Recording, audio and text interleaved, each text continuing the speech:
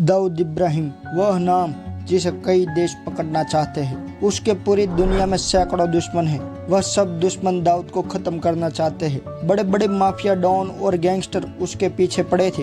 लेकिन इन सब के अलावा एक टाइम पर एक ऐसी लेडी डॉन भी थी जिसका नाम था अशरफ खान। बाद में उसे सपना दीदी के नाम से जानने लगे, जो दाऊद को मारना चाहती थी।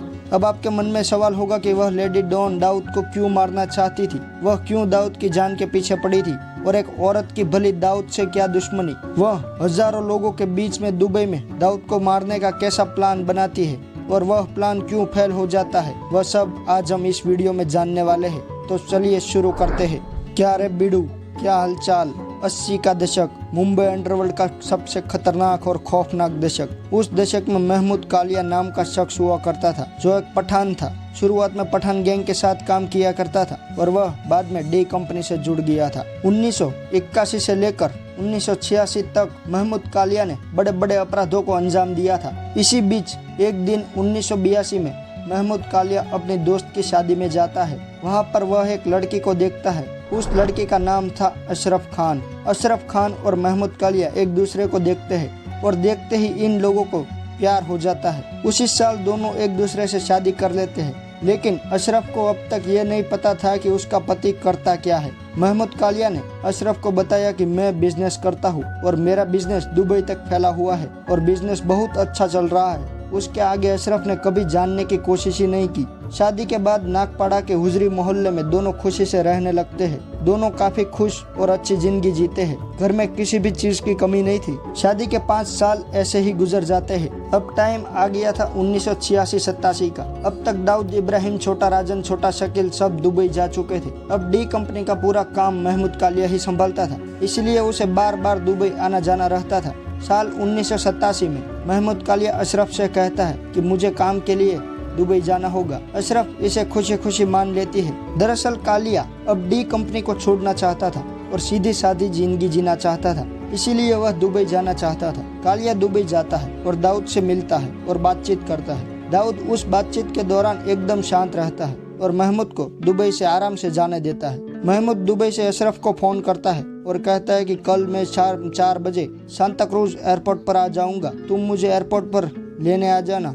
अशरफ सुनते ही खुश हो गए और दूसरे दिन अशरफ 3 बजे ही टैक्सी बुला लेती है और एयरपोर्ट पहुंच जाती है। इसी बीच दाऊद को एहसास होता है कि महमूद कालिया डी कंपनी छोड़ देगा तो कहीं ना कहीं मेरे लिए खतरा साबित होगा। यह सब सोचकर दाऊद इब्राहिम महमूद कालिया की पूरी खबर इंस्पेक्टर अमोलिक को दे देता है। महमूद कालिया सांता क्रूज एयरपोर्ट पर उतरता है। वहां बाहर अशरफ उसका इंतजार करती थी। सामने महमूद कालिया आ रहा था। यह देखकर अशरफ काफी खुश थी, लेकिन अचानक से उस लोगों की भीड़ में से महमूद कालिया कहीं गायब हो जाता है। अचानक से अशरफ को कुछ गोलियों की आवाज सुनाई देती है। यह सब देखकर और गोलियों की आवाज सुनकर अशरफ चौंक जाती है। महमूद कालिया कहीं दिख नहीं रहा था, इसलिए घबराई हुई अशरफ आसपास के पुलिस स्टेशन जाती है। उसे पुलिस स्टेशन से कहा जाता है कि आप जे हॉस्पिटल जाए, वहाँ कुछ आपको पता चल जाए। जैसे ही अशरफ जे हॉस्पिटल पहुँचती है, वहाँ उसे गोलियों से छलनी की गई महमूद कालिया की बॉडी मिलती है। अब तक अशरफ परेशान थी कि महमूद कालिया को क्यों मारा गया। दूसरे दिन मुंबई पुलिस के इंस्पेक्टर अमोलिक प्रेस कॉन्फ्रेंस में ये बताते हैं कि गैंगस्टर महमूद कालिया,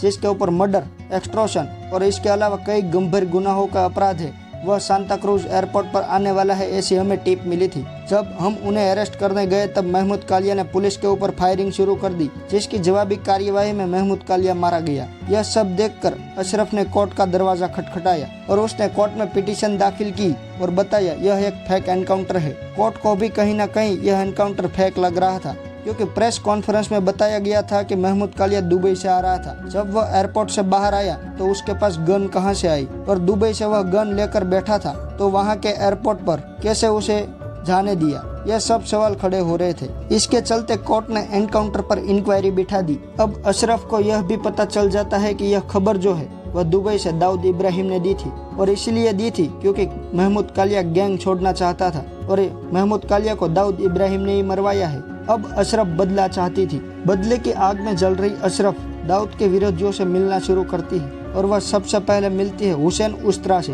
अशरफ उसे अपनी कहानी बताती है। हुसैन उस्तरा पहले से ही एक गैंग चलाता था और उससे दाऊद की कभी नहीं बनती थी। अशरफ कहती है मुझे तुम्हारी मदद चाहिए दाऊद को खत्म करने में। पहले उसकी बात सुनकर हुसैन उस तरह हंसने लगता है। वह बोलता है, यह एक लड़की किसको खत्म करने की बात कर रही है। बाद में वह अशरफ के पक्के इरादे को देखकर मान जाता है। उसी बीच अशरफ अरुण गवली के पास भी जाती है, जो दाऊद इब्राहिम का सबसे बड़ा दुश्मन था। गवली के राजनीतिक संबंध भी अच्छे थे और वह एक पावरफुल आदमी था। अशरफ को लगा कि अरुण गवली मेरी मदद कर सकता है, इसलिए वह गवली के पास गए, लेकिन गवली मना कर देता है। गवली ने कहा, मैं तुम लोगों पे भरोसा नहीं करता। अब गवली से मीटिंग के बाद अशरफ को लगा कि मुझे अपना नाम बदलना पड़ेगा और पर्सनालिटी भी डेवलप करनी पड़ेगी, वरना कोई मेरे पे भरोसा नहीं करेगा। अशरफ ने अपना नाम बदलकर सपना रख दिया। अशरफ ने उसके बाद फाइट करना सीखा, हथियार चलाना सीखा और गाड़ी चलानी भी सीख ली। उसने जीन्स पहनना चालू कर दिया और ऐसे छोकरे लोग ढूंढे जो दाऊद से खार खाए बैठे हुए थे,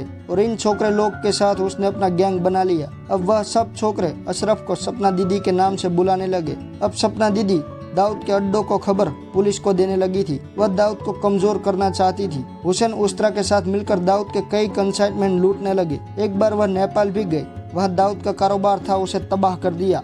अब तक दाऊद इब्राहिम इतना बड़ा आदमी बन चुका था कि कहीं खुले में आता जाता नहीं था। दाऊद तक पहुंचना मुश्किल ही नहीं नामुमकिन था। जहां पर दाऊद इब्राहिम और डी कंपनी के कई सारे मेंबर होते हैं और वीडियो होता है शारजाह क्रिकेट स्टेडियम का। दाऊद का यही एक ठिकाना पक्का था जहां वह क्रिकेट मैच के दौरान आता था। स्टेडियम में कुछ वीआईपी सीट ऐसी थी जो हमेशा बुक रहती थी और उसके आसपास की भी सीटें बुक रहती थी। यह सीटों पर दाऊद इब्राहिम और डी कंपनी के खास लोग बैठा करते थे और यहाँ बैठकर लाइव सट्टेबाजी किया करते थे। अब कुछ ही समय में दुबई में भारत पाकिस्तान का मैच होने वाला था और अशरफ को पूरा भरोसा था कि वहाँ दाऊद जरूर आएगा। वह खुद शारजाह पहुँच गई और खुद स्टेडियम की रेकी करना चालू कर देती है। उसने पूरे स्टेडियम के नक्शे भी तैयार कर लिए और पूरा प्लान भी बना लिया कि कौन कहां से स्टेडियम में घुसेगा और कौन कहां से दाऊद को मारेगा। इसी बीच कहीं ना कहीं से डी कंपनी और दाऊद को पता चल जाता है कि कोई एक महिला है जो मुझे मारना चाहती है। उसी ने हमारे सारे अड्डे और धंधे की वाट लगाई है। यह बात